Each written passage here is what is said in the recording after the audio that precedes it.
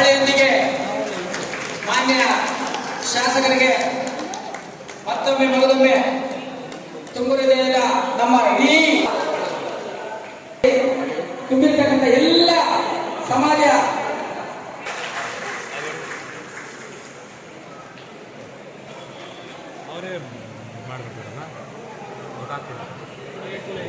Doctor Harish sir Vedant hospital ಸಂಸ್ಥಾಪಕರು ಅವರು ಈ ಕಾರ್ಯಕ್ರಮದಲ್ಲಿ ಹಾಜರಾಗಿದ್ದಾರೆ.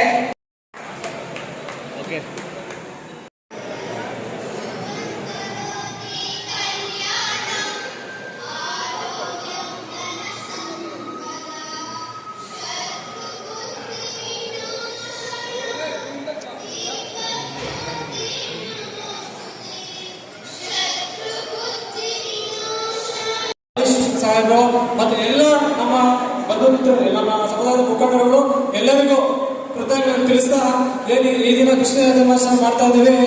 ಒಂದು ಶ್ರೀಕೃಷ್ಣ ಪರಮಾತ್ಮ ವಿಷ್ಣುವಿನ 8ನೇ ಅವತಾರ. ಏನ್ ಕಂಸ ಮಹಾರಾಜ ಒಂದು ಅವರ ಆಳ್ವಿಕೆ ದಬ್ಬಾಳಿಕೆ ಆ ಸಮಯದಲ್ಲಿ ಅವರ ತಂಗಿಯಾದ ವಸುದೇವ ಮತ್ತು ದೇವಕಿ ಮತ್ತು ವಸುದೇವರವರ 8ನೇ ಸಂತತಿಯಾಗಿ ಶ್ರೀ ಮಹಾವಿಷ್ಣುವಿನ 8ನೇ ಅವತಾರವಾಗಿ ಶ್ರೀಕೃಷ್ಣ ಪರಮಾತ್ಮ ಜನ್ಮ ಮಾಡ್ತಾ ಇರ್ತಾರೆ. ಆದ್ದರಿಂದ ನಾವು ಶ್ರೀಕೃಷ್ಣ ಜನ್ಮಾಷ್ಟಮಿ ಆಚರಣೆ ಮಾಡ್ತಾ ಇದ್ದೀವಿ. ಈ ತಾಲೂಕಿನ ಎಲ್ಲ ನಮ್ಮ ಸಮುದಾಯದ ಮುಖಂಡರು ಎಲ್ಲ ವ್ಯಕ್ತಿಗಳಿಗೂ ನಾನು ತುಂಬಾ ಧನ್ಯವಾದ ಹೇಳ್ತಾ ನಮ್ಮ ಮನೆ ಶಾಸಕರಿಗೆ ಮನವಿಯನ್ನು ನೀಡಿದ್ದೀವಿ. ನಮ್ಮ ಸಮುದಾಯಕ್ಕೆ ಒಂದು ಸ್ಥಳವಾಗಬೇಕು ಅಂತ ನಾವು ಸಹ ಮನವಿ ಪತ್ರ ಕೊಟ್ಟಿದ್ದೀವಿ. ಜಿಲ್ಲಾಧಿಕಾರಿಗೆ ಕಾಯ್ದಿರಿಸಬೇಕು ಅಂತ ಸಹ ನಾವು ಕೊಟ್ಟಿದ್ದೀವಿ. ದಯವಿಟ್ಟು ಅದನ್ನು ನಮಗೆ ಈಡೇರಿಸಬೇಕು. ನಮ್ಮ ಇದೊಂದು ತುಂಬಾ ದಿನಗಳ ಒಂದು ಆಸಕ್ತಿ ಹೇಳ್ತಾ ಇದ್ದೀವಿ. ಇಷ್ಟನ್ನು ಮಾತಾಡಲಿಕ್ಕೆ ನನಗೆ ಅವಕಾಶ ಕೊಟ್ಟ ಎಲ್ಲ ನನ್ನ ಕುಲಬಾಂಧವರು ಎಲ್ಲ ವಂದಿಸುತ್ತಾ ನನ್ನ ಮಾತನ್ನು ಮುಗಿಸ್ತೇನೆ. ಜೈ ಯಾದವ್, ಜೈ ಮಾಧವ್. Thank you. ಕೃಷ್ಣ ಜನ್ಮೋತ್ಸವಕ್ಕೆ ಹಾರ್ದಿಕ ಶುಭಾಶಯಗಳು.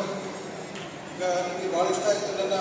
ನಾನು ಬೇಸಿಕಲಿ ನಾರ್ತ್ ಇಂಡಿಯಾದಿಂದ ಬಂದಿದ್ದೀನಿ. ಅಲ್ಲಿ ಭಾಳ ದೊಡ್ಡ ಲೆವೆಲಲ್ಲಿ ಮಾಡ್ತಾರೆ ಇದು. ಈ ಭಾಗದಲ್ಲಿ ಕೂಡ ಅಷ್ಟು ಕೃಷ್ಣ ಜನ್ಮೋತ್ಸವ ಮಾಡ್ತಾರೆ. ಭಾಳ ಖುಷಿ ಆಯಿತು. ಸೊ ಇಲ್ಲಿ ಭಾಳ ಇಷ್ಟದಿಂದ ಮಾಡಿ ಮೆರವಣಿಗೆ ಮಾಡಿ ಕಾನೂನು ವಿಧಿ ಮಾಡಿ ನನಗೆ ಇಲ್ಲಿ ಈ ಸಭಾದಲ್ಲಿ ಇನ್ವೈಟ್ ಮಾಡಲಿಕ್ಕೆ ಯಾದವ್ ಸಮಾಜಕ್ಕೆ ಸಮಾರಂಭ ಆಯೋಜಕರಿಗೆ ಧನ್ಯವಾದಗಳು. ಮತ್ತೆ ನಾನು ನಿಮಗೆ ಕೃಷ್ಣ ಜನ್ಮೋತ್ಸವಕ್ಕೆ ಸಹೋದರರಿಗೆ 2 ಮಾತು ಮುಗಿಸ್ತೇನೆ. Thank you.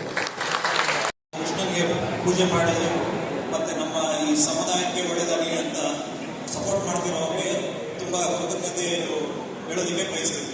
ಧನ್ಯವಾದಗಳು. ಮತ್ತು ಈ ಕಾರ್ಯಕ್ರಮವನ್ನು ಯಶಸ್ವಿಯಾಗಿ ಮಾಡಲು ಎಷ್ಟೊಂದು ಜನ ಕಷ್ಟಪಟ್ಟು ಕೆಲಸ ಮಾಡ್ತಿದ್ದಾರೆ. ಎಸ್ಪೆಷಲಿ ನಮ್ಮ ಉಮೇಶ್ ಅವರು ಮತ್ತು ಅವರ ತಂಡದವರು ಎಲ್ಲರೂ ಈ ಟೈಮಲ್ಲಿ ನಾವು ನೆನೆಸ್ಕೊಂಡು ಧನ್ಯವಾದ ಅಂತ ಹೇಳಿ ಈ ನಮ್ಮ ಮಾತು ಮುಗಿಸ್ತೀವಿ. ವರ್ಷವೂ ನಾವು ತುಂಬ ವಿಜೃಂಭಣೆಯನ್ನು ನಡೆಸಿಕೊಂಡು ಹೋಗಬೇಕು ಎನ್ನುವುದೇ ನನ್ನ ಉದ್ದೇಶ. ಈಗ ಲಾಸ್ಟ್ ಇಯರ್ ಕೂಡ ನಾವು ಚೆನ್ನಾಗಿ ಮಾಡಿದ್ದೇವೆ. ಮೇಡಮ್ ಅವರು ಸಹ ಬಂದಿದ್ದರು. ಈಗಲೂ ಚೆನ್ನಾಗಿ ನಡೀತಾ ಇದೆ. ಮತ್ತೆ ಇದೇ ರೀತಿ ಕೃಷ್ಣ ಪರಮಾತ್ಮನ ಎಲ್ಲ ಸಮುದಾಯದವರು ನಡೆಸುವುದರಿಂದ ನಮಗೆ ತುಂಬ ಹೆಮ್ಮೆಯ ವಿಷಯ. ಮತ್ತು ಇದೇ ರೀತಿ ನಾವು ಸಂಘಟನೆಯನ್ನು ಮಾಡಿ ನಮ್ಮ ಯಾವುದೋ ಸಮುದಾಯವನ್ನು ಬೆಳೆಸಿಕೊಂಡು ಹೋಗಬೇಕು ಎನ್ನುವುದೇ ನನ್ನ ಉದ್ದೇಶ. ಈ ಮಾತುಗಳನ್ನು ಆಡಲು ನನಗೆ ಸಮಯವನ್ನು ಕೊಟ್ಟ ಎಲ್ಲರಿಗೂ ಧನ್ಯವಾದ. ಅಂದಿದ ತಕ್ಷಣ ಮೊದಲು ನಮಗೆ ನೆನಪಾಗೋದೇ ಭಗವದ್ಗೀತೆ. ಸೊ ಇಡೀ ಪ್ರಪಂಚಕ್ಕೆ ಅತ್ಯಂತ ಒಂದು ಪವಿತ್ರ ಗ್ರಂಥ ಭಗವದ್ಗೀತೆ. ಇಡೀ ಭಗವದ್ಗೀತೆ ಓದೋ ಅವಕಾಶ ನನಗೂ ಸಿಕ್ಕಿತ್ತು. ನಾನು ಒಂದು ಬಾರಿ ಭಗವದ್ಗೀತೆ ಓದಿದ್ದೀನಿ. ಇಷ್ಟು ಅಧ್ಯಾಯದಲ್ಲಿ ನನಗೆ ಮುಖ್ಯವಾಗಿ ಇನ್ಸ್ಪಿರೇಷನ್ ಅಂತ ಆಗಿದ್ದಂದರೆ ಬಿಗ್ಗೆಸ್ಟ್ ಮೆಸೇಜ್ ನಿಷ್ಕಾಮ ಕರ್ಮ. ಯಾವುದೇ ಪ್ರತಿಫಲ ಅಪೇಕ್ಷೆ ಮಾಡದೇ ನಿನ್ನ ಕೆಲಸ ನೀನು ಸಿನ್ಸಿಯರಾಗಿ ಆನೆಸ್ಟಾಗಿ ಮಾಡು, ಆವಾಗ ದೇವರು ನಿನ್ನ ಕೈ ಹಿಡಿತಾನೆ ಅನ್ನೋದೇ ಬಿಗ್ಗೆಸ್ಟ್ ಮೆಸೇಜ್. ಅದರಿಂದ ಇನ್ಸ್ಪೈರ್ ಆಗಿರೋದು ನಾನು. ಅದೇ ದಾರಿಯಲ್ಲಿ ನಾನು ನಡೆಯೋ ಉದ್ದೇಶ ಇಟ್ಕೊಂಡು ಇದೊಂದು ಹುದ್ದೆಗೆ ಬಂದಿದ್ದೀನಿ. ಸೊ ಅದೇ ರೀತಿ ನಾನು ನಡ್ಕೊತೀನಿ ಅಂತ ಒಂದು ಆಶಾಭಾವನೆ ಆಗಿದೆ, ನಂಬಿಕೆನೇ ಇದೆ, ಹಾಗೆ ನಡ್ಕೋತೀನಿ. ಸೊ ಮತ್ತೊಮ್ಮೆ ಎಲ್ಲರಿಗೂ ಶ್ರೀಕೃಷ್ಣ ಜನ್ಮಾಷ್ಟಮಿ ಶುಭಾಶಯ. ಅಂದಿನ ಆಡಿನ ನುಡಿಗಳಿಗೂ ಎಲ್ಲಿ ಧರ್ಮವಿದೆಯೋ ಅಲ್ಲಿ ನಾನು ಇರ್ತೀನಿ, ಎಲ್ಲಿ ಅನ್ಯಾಯವಿದ್ರೆ ಅಲ್ಲಿ ನಾನು ಆ ಅನ್ಯಾಯವನ್ನು ಎದುರಿಸಿ ನ್ಯಾಯವನ್ನು ದೊರಕಿಸ್ತೀನಿ ಅಂತ ನಮ್ಮ ಶ್ರೀಕೃಷ್ಣ ಪರಮಾತ್ಮ ಅವರು ಆಡಿರುವಂಥ ಈ ಭಗವದ್ಗೀತಾ ಅವನ್ನ ಈ ಸಂದರ್ಭದಲ್ಲಿ ನಮ್ಮ ಶ್ರೀಕೃಷ್ಣ ಪರಮಾತ್ಮ ಜನ್ಮಾಷ್ಟಮಿಯ ಸಂದರ್ಭವಾಗಿ ಆ ಪರಮಾತ್ಮನ ನೆನೆಸುತ್ತಾ ಇಂದಿನ ನಮ್ಮ ಕೃಷ್ಣ ಪರಮಾತ್ಮನು 18 ಜುಲೈ 1228 ಇಸ್ವಿಯಲ್ಲಿ ಶ್ರಾವಣ ಮಾಸದಲ್ಲಿ ಅಷ್ಟಮಿ ನಕ್ಷತ್ರದಲ್ಲಿ ರೋಹಿಣಿ ನಕ್ಷತ್ರದಲ್ಲಿ ಬುಧವಾರ ಜನಿಸಿರ್ತಾರೆ. ಆ ಮಹಾನುಭಾವನು ಎಲ್ಲ ತನ್ನ 86ನೇ ವಯಸ್ಸಲ್ಲಿ ಕುರುಕ್ಷೇತ್ರ ಮಹಾಭಾರತ ಯುದ್ಧವನ್ನು ನಡೆಸುತ್ತಾನೆ. ಆ ಪರಮಾತ್ಮನು ನಮ್ಮೆಲ್ಲರಿಗೆ ಮಾದರಿಯಾಗಿ ಈ ಸಮಾಜಕ್ಕೆ ಒಂದು ಒಳ್ಳೆಯ ಭಗವದ್ಗೀತವನ್ನು ಕೊಟ್ಟಿರುವಂಥ ಮಹಾನ್ ವ್ಯಕ್ತಿ. ಆ ಶ್ರೀಕೃಷ್ಣ ಪರಮಾತ್ಮ 125 ವರ್ಷಗಳ ಕಾಲ ಜೀವಂತ ಇದ್ದು ಆ ಪರಮಾತ್ಮನೇ ಆಯ್ಕೆ ಆಗಿರ್ತಾರೆ. ಅಂತ ಮಹಾನ್ ವ್ಯಕ್ತಿ ಜನ್ಮಿಸಿರುವ ಈ ಶ್ರೀಕೃಷ್ಣ ಜನ್ಮಾಷ್ಟಮಿ ದಿವಸ ಬಹಳ ಪವಿತ್ರವಾದ ದಿವಸವಾಗಿ ಭಾವಿಸುತ್ತಾ ಇಂದಿನ ಈ ಕಾರ್ಯಕ್ರಮಕ್ಕೆ ಆಗಮಿಸಿರುವ ಸನ್ಮಾನ್ಯ ಶಾಸಕರಾದಂಥ ದೂರ ಇಡುತ್ತೆ ಬಂದ್ರೂ ಕೂಡ ಅದು ಯಾವ ತರ ಮಾಯವಾಗುತ್ತೋ ಗೊತ್ತೇ ಆಗಲ್ಲ. ಆ ಮನೆನ ಕಾಯ್ತಾಳೆ. ಆ ಗೋಮಾತೆಗೆ ಅಷ್ಟು ಶಕ್ತಿ ಇದೆ, ಅಷ್ಟು ಪವಿತ್ರತೆ ಇದೆ. ಆದ್ರೆ ಕೃಷ್ಣನನ್ನ ನಾನು ಯಾಕೆ ನೆನೆಸ್ಬೇಕು ಅಂದ್ರೆ ಎರಡೇ ಕಾರಣಕ್ಕೆ ನೆನೆಸ್ಬೇಕು. ಹೆಣ್ಮಕ್ಳಿಗೆ 10 ವಯಸ್ಸಲ್ಲಿರೋರ್ಗೂ ಅವ್ರಿಗೆ ಏನೂ ಗೊತ್ತಾಗಲ್ಲ. ಆದ್ರೆ ತಾಯ್ತನ ಅನ್ನುವಂತ ಒಂದು ಪವಿತ್ರತನ ಆ ಮಗು ಹೇಗೆ ತುಂಬಿಸುತ್ತೆ ಅಂದ್ರೆ ನಾವು ಭವಿಷ್ಯದಲ್ಲಿ 20 ವರ್ಷದ ಮೇಲೆ ಎಷ್ಟು ದಿನ ಬದುಕಿದ್ರು ನಮ್ಮ ಮನಸ್ಸೆಲ್ಲ ಒಂದು ದೇವತೆ ಆಗಿ ಆ ಮಗುವನ್ನ ತಾಯಿ ಕಾಯ್ತಾ ಇರ್ತಾರೆ. ಅಂದ್ರೆ ಆ ತಾಯಿತನನ್ನ ತುಂಬುವಂತ ಒಂದ್ ಯಾವ್ದಾದ್ರು ನೆನಪು ಮರುಕಳಿಸುವಂತ ಭಾವನೆಗಳೇನಾದ್ರು ಹುಟ್ಟುತ್ತೆ ಅಂದ್ರೆ ಯಶೋದೆಗೆ ಶ್ರೀಕೃಷ್ಣನಿಂದ ಸಿದ್ಧಾಂತ ಹೇಳ್ತಾರೆ. ಆದ್ರೆ ಯಾವಾಗ್ಲೂ ಕೂಡ ತಾಯಿತನನ ಆನಂದಿಸಿರೋದು ಯಶೋದೆ ಅಂತ. ಯಶೋದೆಗೆ ಒಂದು ಮಗು ಆಗಿದ್ದಾಗ ಏನು ಒಂದು ತಾಯಿ ಮಕ್ಕಳಲ್ಲಿ ಏನೆಲ್ಲ ಹುಡುಕ್ತಾಳೆ ನೋಡಿ. ಬೇಕಾದ್ರೆ ಎಷ್ಟೊಂದು ಜನ ಹೆಣ್ಮಕ್ಳನ್ನ ಕೇಳಿ ನಿಮ್ಗೆ ಜಾಸ್ತಿ ಯಾರ ಮೇಲೆ ಅಕ್ಕರೆ ಇದೆ ಅಂದ್ರೆ ತಂದೆ ತಾಯಿ ಬಿಟ್ರೆ ತನ್ನ ಮಕ್ಕಳ ಮೇಲೆ. ಏನಾದ್ರು ಸೀರೆನ, ಒಡವೆನ, ಆಸ್ತಿನ, ಅಂತಸ್ತ ಏನೋ ಕೇಳೋದು. ಒಂದ್ ತಾಯಿನ ಒಂದ್ ಹೆಣ್ಮಗುನ ಎಲ್ಲಾದ್ರೂ ನಿಲ್ಲಿಸಿ ನಿಮಗೆ ನನ್ನಂತ ವಯಸ್ಸವ್ರಿಗೆ ಇವರಂತ ವಯಸ್ಸವ್ರಿಗೆ ಕೇಳಿ ನಿಮ್ಗೆ ಏನ್ ಆಸೆ, ನಿಮ್ಗೆ ಏನ್ ನೋಡಿದ್ರೆ ಮನಸ್ಫೂರ್ತಿಯಾಗಿ ಸಂತೋಷ ಆಗುತ್ತೆ, ತೃಪ್ತಿ ಆಗುತ್ತೆ, ನಾನು ಏನ್ ಕೊಡಿಸ್ಲಮ್ಮ ಅಂತ ಒಂದು ಅಣ್ಣ ಕೇಳಿ ಅವ್ರ ಮನೆಯವ್ರು ಕೇಳಿ ನಮ್ಮ ಅಪ್ಪ ಅಮ್ಮ ಮನೆಗೆ ಕಳಿಸ್ಕೊಡಿ. ನನ್ನ ಮಕ್ಕಳು ಚೆನ್ನಾಗಿರೋದು ನಾನು ನೋಡ್ಬೇಕು. ಒಂದು ತಾಯಿ ಆರೈಕೆ ಮಾಡೋದೇ ಅಷ್ಟು. ಅಂದ್ರೆ ಶ್ರೀಕೃಷ್ಣ ಒಂದು ತಾಯಿಗೆ ತನ್ನ ತಾಯಿತನ ಹೇಗಿದೆ ಅನ್ನುವಂಥದನ್ನ ಅರ್ಥ ಮಾಡಿಸಿರ್ತಾರೆ. ಶ್ರೀಕೃಷ್ಣನ ನಾವು ಏನೇನೋ ಅರ್ಥದಲ್ಲಿ ನಾವು ನೋಡ್ತೀವಿ. ಒಂದು ತಾಯಿಗೆ ಮಾತ್ರ ಆ ಪವಿತ್ರತೆ, ಆ ತಾಯಿತನ ಅನ್ನುವಂಥ ಪವಿತ್ರತೆ ಇರುತ್ತಲ್ಲ, ಆ ಮಕ್ಕಳಿಂದ ಮಾತ್ರ ಸಿಗುತ್ತೆ. ಅವಳು ಆ ಪವಿತ್ರಳಾಗ್ತಾಳೆ. ಆ ಮಕ್ಕಳಿಗೋಸ್ಕರ ತನ್ನ ಬದುಕನ್ನ ಕಟ್ಕೊಂತಾಳೆ. ತನ್ನ ಜೀವನನ ಆ ಮಕ್ಕಳಿಗೋಸ್ಕರ ಕನ್ಸು ಕಟ್ಕೊಂಡು ತ್ಯಾಗ ಮಾಡ್ತಾಳೆ, ತ್ಯಾಗಮಯ ಆಗ್ತಾಳೆ. ಆ ತಾಯಿತನಕ್ಕೆ ಅಷ್ಟು ಪವಿತ್ರತೆ ಇರುತ್ತೆ ಅಂತ ನನಗೆ ಸ್ವಲ್ಪ ವಿಚಾರನೆ ಗೊತ್ತು. ಆದ್ರೂ ಕೂಡ ಅಷ್ಟು ಮಾತ್ರ ಇರುತ್ತೆ. ಶ್ರೀಕೃಷ್ಣ ಯಾವಾಗಲೂ ನ್ಯಾಯದ ಪರವಾಗಿ, ಧರ್ಮದ ಪರವಾಗಿ ಇದ್ರು ಅಂತಂದಾಗ ನಾವು ಮಹಾಭಾರತ ಅನ್ನೋದನ್ನ ನೋಡ್ತಾ ಇದ್ವಿ. ಆ ಮಹಾಭಾರತ ಸೀರಿಯಲ್ ಅಲ್ಲಿ ಇದ್ದಾಗೆಲ್ಲಾನು ಒಂದ್ ಕಡೆ ದುರ್ಯೋಧನಿಗೆ ಆಸ್ತಿ, ಅರಮನೆ, ತಂದೆ ತಾಯಿ, ವೈಭೋಗ ಎಲ್ಲ ಇರುತ್ತೆ. ಅದ್ರ ಜೊತೆ ಅಹಂಕಾರನೂ ಇರುತ್ತೆ. ಆದ್ರೆ ಕುಂತಿ ಮಕ್ಕಳು, ಪಾಂಡವರ ಮಕ್ಕಳಿಗೆ ಏನೂ ಇಲ್ಲದೆ ಅನಾಥರಾಗೋಗ್ತಾರೆ. ಆದ್ರೆ ಆ ಮಕ್ಕಳನ್ನ ದಯೆಯಿಂದ, ಧರ್ಮದಿಂದ ರಕ್ಷಣೆ ಮಾಡುವಂತ ಸಂಸ್ಕಾರನ ಇಡೀ ಭಾರತ ದೇಶಕ್ಕೆ ತೋರಿಸ್ಕೊಟ್ಟಂತ ಶ್ರೀಕೃಷ್ಣ ಪರಮಾತ್ಮನ ಯಾವ ರೀತಿ ಆರಾಧಿಸಿದ್ರು ತಪ್ಪಲ್ಲ. ಸ್ನೇಹದಲ್ಲೂ ಅವ್ರನ್ನ ಗೆಲ್ಲಕ್ಕಾಗಲ್ಲ. ಸ್ನೇಹ, ಪ್ರೀತಿ, ತಾಯ್ತನ ಯಾವುದೇ ಒಂದು ವಿಚಾರ ತಗೊಂಡ್ರು ಕೂಡ ಆ ನ್ಯಾಯ, ಧರ್ಮ ಎಲ್ಲಾನು ಅದರಲ್ಲೇ ಹೇಳ್ತಾ ಇದ್ರು. ನಿಮ್ಮ ಸಂಘದ ಅಧ್ಯಕ್ಷರು, ನಮ್ಮ ಸಂಘದ ಅಧ್ಯಕ್ಷರು ಅವರೇನೆ. ನಾವು ನೀವು ಏನು ಬೇರೆ ಅಲ್ಲ.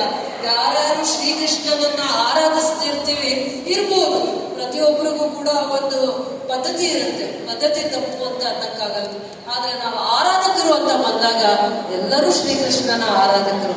ಭಕ್ತಿಯಿಂದ ಬಂದಿದ್ದೀರಾ, ನಾವು ಶ್ರದ್ಧೆಯಿಂದ ಬಂದಿದ್ದೀರಾ. ನೀವು ಪ್ರೀತಿಯಿಂದ ಬಂದಿದ್ದೀರಾ, ನಾವು ಅಭಿಮಾನದಿಂದ ಬಂದಿದ್ದೀವಿ. ಎಲ್ಲರೂ ಶ್ರೀಕೃಷ್ಣ ಪರಮಾತ್ಮನ ಆರಾಧಕರೇ ಆಗಿದ್ದೀವಿ ನಾವು.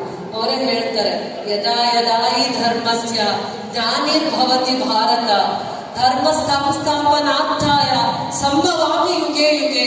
ಅಂದ್ರೆ ಶ್ರೀಕೃಷ್ಣ ಪರಮಾತ್ಮನ ಸಂದೇಶ ಅದು ಏನಂತ ಹೇಳುತ್ತೆ ಅಂದ್ರೆ, ಧರ್ಮ ಸಂಸ್ಥಾಪನೆ ಮಾಡುವಂತ ಸಂದರ್ಭದಲ್ಲಿ ನಾನು ಮತ್ತೆ ಪುನಃ ಪುನಃ ಜನ್ಮವನ್ನ ನಾನು ತಾಳಿ ಬರ್ತೀನಿ ನಿಮ್ಮನ್ನ ರಕ್ಷಣೆ ಮಾಡ್ಲಿಕ್ಕೆ ಅಂತಂದ್ಬಿಟ್ಟು. ನಾನು ಸದಾಕಾಲ ನಿಮ್ಮನ್ನ ರಕ್ಷಣೆ ಮಾಡ್ಲಿಕ್ಕೆ ಬರ್ತೀನಿ ಅನ್ನುವಂಥ ಒಂದು ಅವರ ಸಂದೇಶದಲ್ಲಿದೆ ಅನ್ನುವಂಥದ್ದನ್ನ ನಾವು ಅರ್ಥ ಮಾಡ್ಕೋಬೇಕು.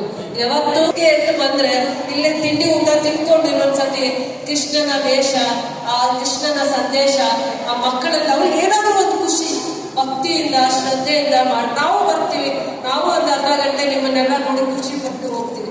ವೇದಿಕೆ ಕಾರ್ಯಕ್ರಮ ಅವತ್ತು ಮಾಡಬೇಕು. ನಾನೇ ಕೇಳ್ಕೊತಾ ಇದ್ದೀನಿ, ಎಲ್ಲ ಕಾರ್ಯಕ್ರಮಗಳು ವೇದಿಕೆ ಕಾರ್ಯಕ್ರಮ ಚೆನ್ನಾಗಿರಲ್ಲ. ಶ್ರೀಕೃಷ್ಣ ಜನ್ಮಾಷ್ಟಮಿನ ಹೇಗೆ ಆಚರಣೆ ಮಾಡಕ್ ಚೆನ್ನಾಗಿರುತ್ತೋ ಹಾಗೆ ಮಾಡಿ ನೀವೆಲ್ಲ ಅಂತ ನನ್ನ ಅಭಿಪ್ರಾಯ, ನನ್ನ ವೈಯಕ್ತಿಕ ಅಭಿಪ್ರಾಯ. ಆದ್ರೂ ಈ ಕಾರ್ಯಕ್ರಮನ ಯಾರ ಹತ್ರನೂ ಕೂಡ ಇವರು ಏನು ಕೂಡ ಕೇಳಲ್ಲ. ಕಾರ್ಯಕ್ರಮಕ್ಕೆ ಬರ್ತಾರೆ, ಪೂರ್ವಭಾವಿ ಸಭೆಗೆ ಬರ್ತಾರೆ, ಎಷ್ಟು ಭಕ್ತಿಯಿಂದ ಶ್ರದ್ಧೆಯಿಂದ ಕಾರ್ಯಕ್ರಮನ ಮಾಡ್ತಾರೆ. ಏನು ಬೇರೆ ವಿಚಾರನೇ ಅವರು ಮಾತಾಡಲ್ಲ. ಅಷ್ಟು ಅವರಿಗೆ ಜವಾಬ್ದಾರಿ ಇದೆ, ತಿಳುವಳಿಕೆ ಇದೆ. ನಾನು ಅದನ್ನು ಹೇಳ್ತಾ, ಶ್ರೀಕೃಷ್ಣನಿಗೂ ಏನು ಕಷ್ಟಗಳಿಲ್ಲ ಅಂತ ಹೇಳ್ಬೇಡಿ. ಶ್ರೀಕೃಷ್ಣನ ಜೊತೆಯಲ್ಲಿರೋರು ಕಷ್ಟ ಕೊಡ್ತಾರೆ, ಅಪವಾದಗಳಾಗ್ತಾರೆ. ಆದ್ರೆ ಯಾವ ಸಂದರ್ಭಕ್ಕೆ ಶ್ರೀಕೃಷ್ಣ ಕೆಲವೊಂದು ಸಂದರ್ಭಗಳನ್ನ ನಿಭಾಯಿಸಬೇಕಾದಾಗ ಏನೆಲ್ಲ ಜವಾಬ್ದಾರಿಯನ್ನ ತಗೊಂತಾರೆ, ಅಪವಾದಗಳಿಗೆ ಗುರಿ ಆಗ್ತಾರೆ ಅಂತಂದಾಗ ನಾ ಕತೆ ಮಾತ್ರ ಒಂದು ಚಿಕ್ಕ ಜಾಂಬುವಂತನ ಕತೆ ಹೇಳ್ತೀನಿ. ಕೃಷ್ಣ ಪರಮಾತ್ಮನಿಗೆ ಸಮಂತಕ ಮಣಿ ಅಂತ ಅಪವಾದ ಬರುತ್ತೆ, ಕಳೆದೋಗುತ್ತೆ. ಆಮೇಲೆ ಅದನ್ನ ಕಂಡಿರೋದು ಯಾರು ಅಂತಂದ್ರೆ ಮನೆಯಲ್ಲೇ ಅಪವಾದ ಹಾಕೋದು. ಅವರ ಅಣ್ಣ ತಪಸ್ಸಿಂದ ಕೆತ್ತಿರ್ತಾರೆ. ಸಮಂತಕ ಮಣಿನ ಆ ಮನೆಗೆ ಉಡುಗೊರೆ ಆಗಿ ಬಂದಿರುತ್ತೆ. ಅದು ಸಮಂತಕ ಮಣಿ ಕಳೆದೋಗುತ್ತೆ, ಕಾಡಲ್ಲಿ ಕಳೆದೋಗುತ್ತೆ. ಅಣ್ಣ ಬೇಟೆಗೆ ಹೋದಾಗ ಕಳೆದೋಗುತ್ತೆ. ಸತ್ಯ ಅಲ್ಲ, ಬೇಟೆ ಆಡಕ್ಕೆ ಹೋದಾಗ ಸಮಂತಕ ಮಣಿ ಕಳೆದೋಗುತ್ತೆ. ಸಮಂತಕ ಮಣಿ ಕಳೆದೋಗಲ್ಲ, ಬೇಟೆ ಆಡುವಾಗ ಅಲ್ಲಿ ಬಂದು ಸಿಂಹನೋ ಏನೋ ಅದನ್ನ ನುಗ್ಗುತ್ತೆ.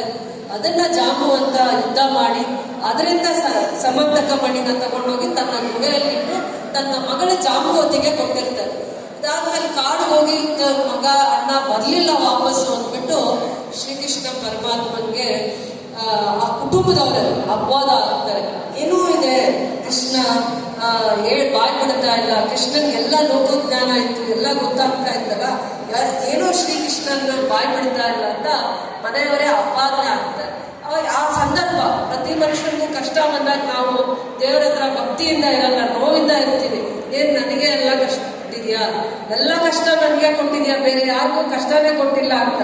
ನಾನು ಅದಕ್ಕೆ ಹೇಳ್ತಾ ಇದ್ದೀನಿ, ಕಷ್ಟ ಕೊಡೋದು ದೇವರು ನಮ್ಮನ್ನ ಗಟ್ಟಿ ಮಾಡೋದಕ್ಕೆ, ನಮ್ಮಲ್ಲಿ ತಾಳ್ಮೆನ, ಧರ್ಮದ ದಾರಿಯನ್ನ, ಎಲ್ಲ ವಿಚಾರಗಳ ಬಗ್ಗೆ ತಿಳುವಳಿಕೆನ, ಜ್ಞಾನನ ತುಂಬೋದಕ್ಕೋಸ್ಕರ ದೇವರು ಕಷ್ಟನ ಕೊಟ್ಟು ನೋಡ್ತಾರೆ. ಆಮೇಲೆ ಹರಿಶ್ಚಂದ್ರನಿಗೂ ಕಷ್ಟ ಕೊಡ್ತಾರೆ ದೇವರು, ಕೊಡಬಾರ್ದು ಕಷ್ಟ ಕೊಡ್ತಾರೆ ಹರಿಶ್ಚಂದ್ರನಿಗೂ. ಅದನ್ನ ನೋಡಿದಾಗ ಯಾರು ಕಣ್ಣೀರಾಗದೆ ಬರೋದೇ ಇಲ್ಲ. ಆತರ ಆ ಕಾಲದಲ್ಲಿ ಏನೇ ಇದ್ರು ಒಂದು